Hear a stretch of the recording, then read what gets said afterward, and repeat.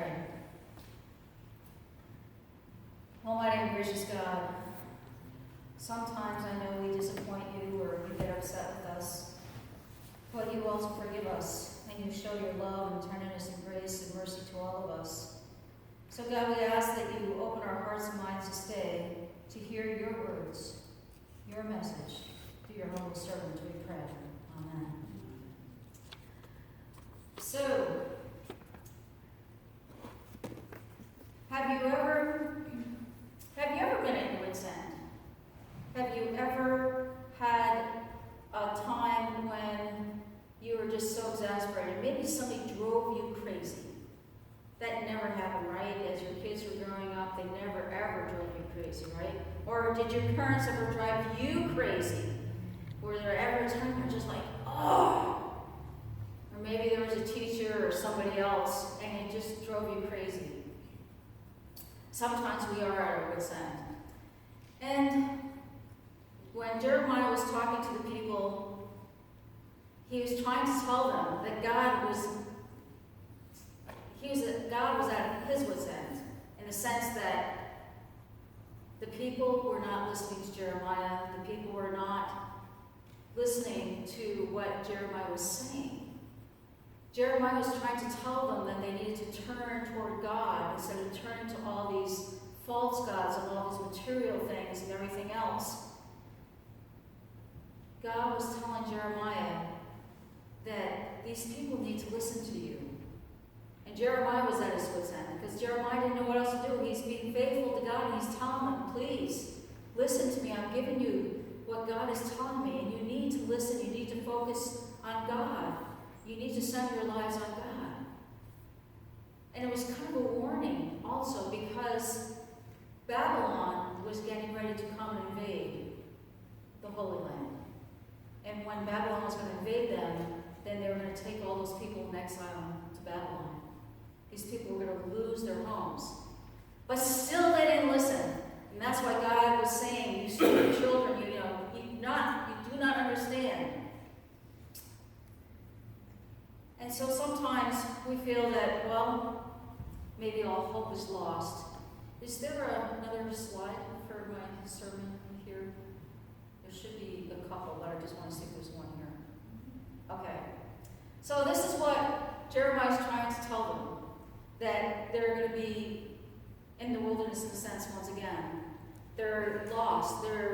It's going to be a dry desert wasteland. Their spirit, each one of them, their spirit, they've lost. They're all gone. They just haven't been listening. And so God is telling them it's going to be a desolate wasteland. So how can they turn things around?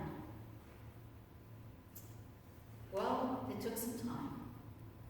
And then we have this other story where we go with Jesus. And Jesus is once again teaching out in the wilderness, out among people. And we have different people there that are listening to Jesus. It's not the usual scene that you would have maybe in some of our churches today, but if you think about it, here is Jesus. He has crowds that are there pressing in to hear everything that he's going to say. He's got the disciples there who want to receive instruction. He's got the Pharisees and the scribes, Sadducees, all of them that are trying to catch Jesus saying something wrong so that they can hold it against him. Today that would be put on Twitter or Instagram or something like that. It's just like, did you hear what Jesus said? They're trying to catch Jesus in a loophole, something that he might say that would that they could hold against him. And then there's all these other people there who maybe don't really belong to any group or society because their life has been basically on the fringes. Those tax collectors, those sinners, those who no one wants to be associated with, and yet they are there because they want to listen to what Jesus has to say. So while Jesus is speaking, there's probably a little bit of mumbling going on, little side conversations, and it's probably the Pharisees and Sadducees and scribes saying, who invited them? And probably asking, why would Jesus embrace them? Does he not know who they are and what they do? But yet Jesus is talking about these godly things. And they understand that. But yet, on the other hand, Jesus is eating meals and talking, communicating with these people, these sinners, these tax collectors. That just wasn't done back then.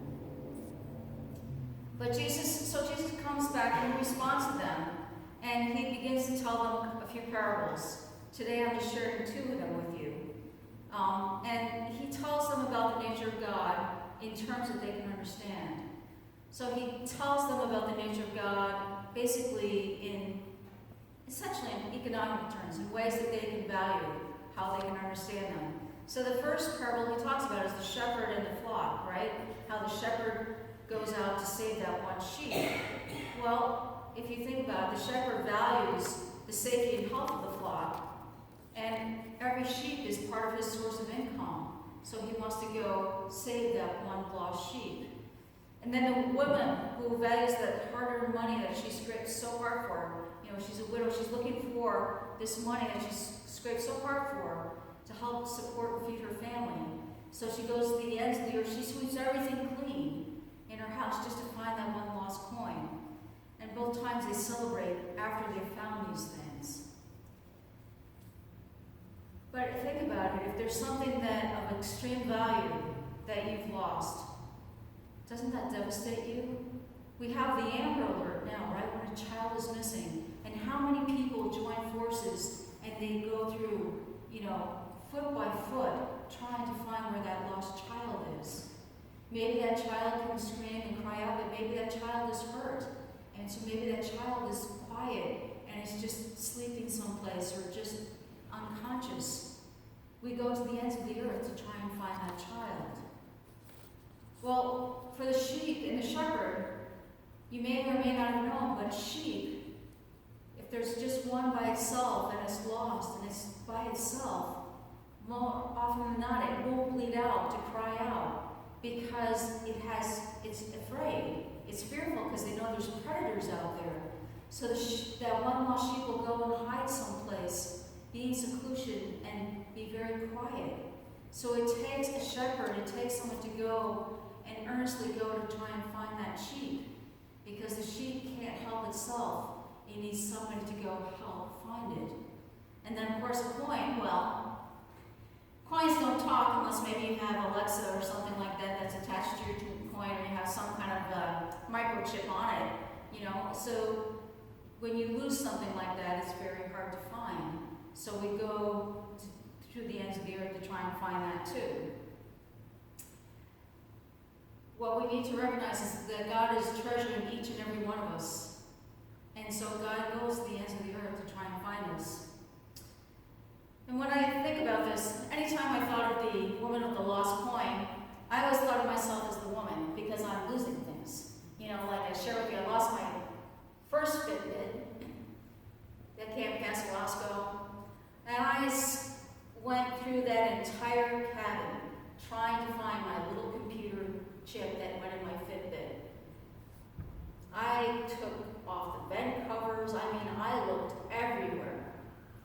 Could not find it, and yet my phone kept saying it's trying to sync. Of course, then eventually the battery dies in my little computer cartridge. So after a while, it wouldn't sync at all. And I couldn't find it. It kept, So what do? Well, we adapt sometimes when we lose something and, maybe we don't find it at all.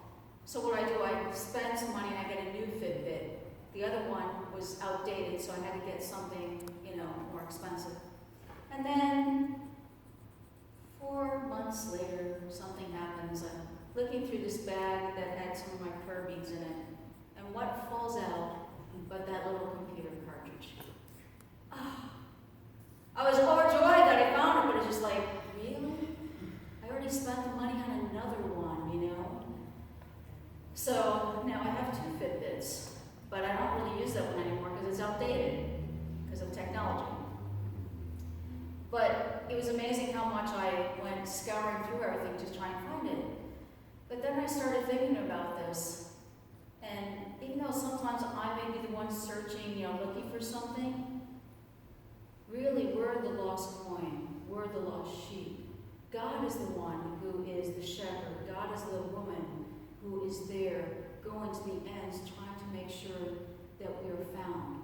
When we are lost, when we are spiritually dry, when we're spiritually hungry, when we feel like we're out in the wilderness, God is that one, seeking us out, trying to find us.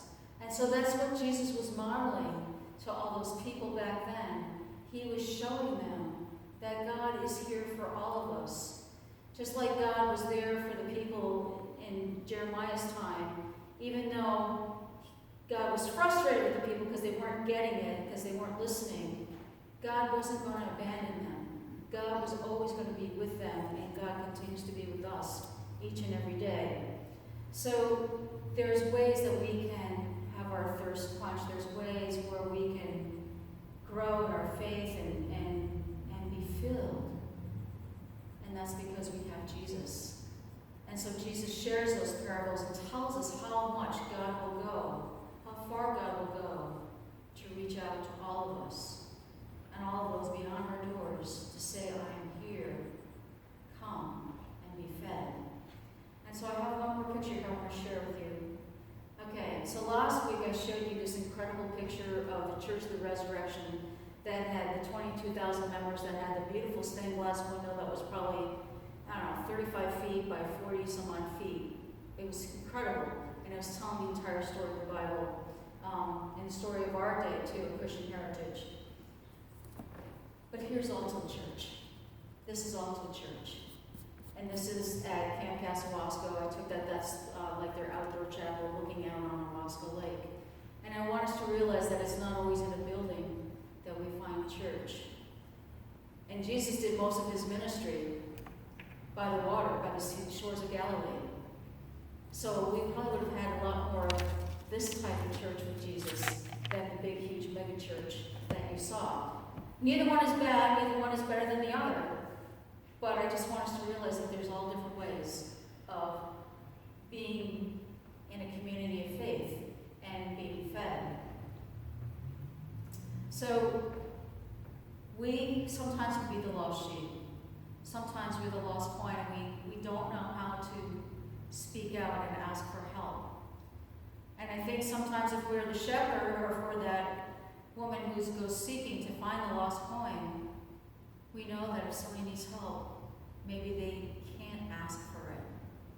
And I think that's the other thing that God is trying to teach us and tell us, is that some people are so afraid of asking for help, or they don't think they're worthy of asking for help, that they don't want to reach out, or they're too embarrassed, or they just don't feel very good. They're so depressed.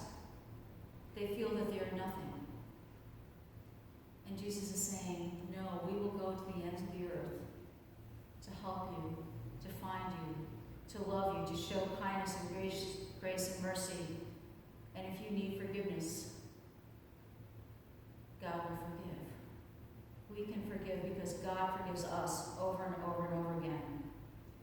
So we need to open our doors. We need to reach out with hospitality, just like we did yesterday, which was an incredible day, especially for those outside, because we got to see a whole lot of wonderful things going on, especially with all the kids just having a great time. But we need to show that hope isn't totally lost, that hope is there for us.